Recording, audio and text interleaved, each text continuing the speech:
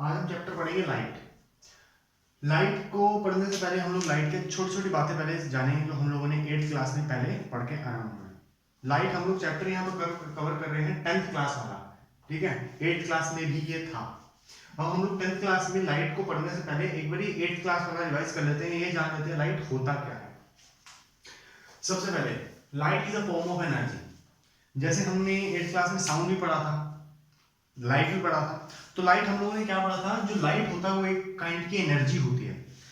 Energy का मतलब क्या है, मतलब कि जब हम लोग कोई फ्यूल को जलाएं उसके अंदर से जो चीज निकलती है उसे हम एनर्जी बोलते हैं। या जैसे हम लोग कोई चीज को खाते हैं, ठीक है, और जो काम हम लोग करते हैं एक काइंड से वो अपनी एनर्जी ही निकालते हैं। वैसे ही जैसे सन है, जो हम लोग जिसको नेचुरल ल्यूमिनस ऑब्जेक्ट बोलते हैं सन, तो सन के अंदर भी कुछ ना कुछ ऐसा फ्यूल होगा जिसकी वजह से वो जल रहा है, और जलने की वजह से अपने अंदर से वो लाइट को एमिट कर रहा है, अपनी लाइट को निकाल रहा है। उसी को कह रहे हैं हम लोग light is a form of energy. जो लाइट है वो एक तरह का क्या है, एनर्जी है, जो अपने अंदर से एनर्जी को एमिट कर रही है। Light is needed to see thing around us. और अगर लाइट नहीं होगी तो क्या हम लोग आसपास की चीजों को देख पाएंगे? अच्छा भाई, ये तो दिक्कत वाली बात है कि देखेंगे या नहीं देखेंगे। तो उसके लिए हमारे पास दो चीजें होती हैं, first is luminous and the second one is non luminous objects. दो टाइप के ऑब्जेक्ट होते हैं। फर्स्ट ऑब्जेक्ट होता है ल्यूमिनस। अच्छा जी, ल्यूमिनस ऑब्जेक्ट कौन सा ऑब्जेक्ट होता है? एक वो ऑब्जेक्ट जो अपनी अंदर से लाइट निकाले, उसको हम लोग बोलते हैं luminous object. The object which emit, emit का मतलब निकालना, ठीक है, जिसके अंदर से जो कोई लाइट निकले। The object which emit light, उसे हम लोग बोलते हैं ल्यूमिनस ऑब्जेक्ट। तो इसके अंदर एग्जांपल के लिए हम लोग क्या दे सकते हैं ल्यूमिनस ऑब्जेक्ट के? बल्ब दे सकते हैं, लाइट दे सकते हैं, स्टार दे सकते हैं, सन दे सकते हैं, ट्यूबलाइट दे सकते हैं, ठीक है।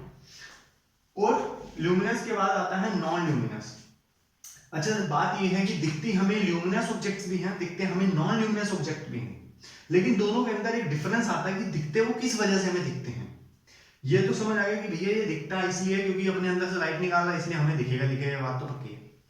दूसरा जो आता है नॉन ल्यूमिनस, वो क्या करता है, उसके पास खुद की लाइट नहीं होती अपनी। जैसे हम लोग यहाँ देखा ल्यूमिनस है, उसके बाद खुद की लाइट और निकाल भी रहा है, और यहाँ पे है नॉन ल्यूमिनस, मतलब कि इसके बाद नॉन ल्यूमिनस मतलब कि खुद की लाइट तो होने वाली है नहीं इसकी।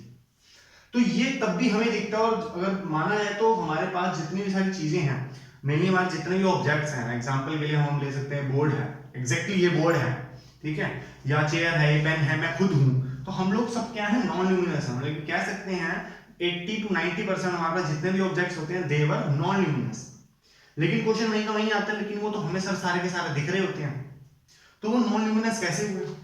मतलब कि नॉन ल्यूमिनस का मतलब ये नहीं है कि वो हमें दिख रहे हैं, नॉन ल्यूमिनस का मतलब ये है कि वो अपनी लाइट खुद नहीं निकालते।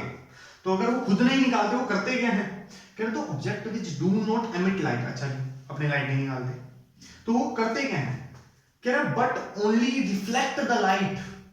लाइट को क्या करते हैं, रिफ्लेक्ट करते हैं। रिफ्लेक्ट की बात बताता हूँ, रिफ्लेक्ट होता क्या, इसके ऊपर सर्कल करते हैं। रिफ्लेक्शन का मतलब क्या, अभी अपने को किसी को नहीं पता, मुझे भी नहीं पता।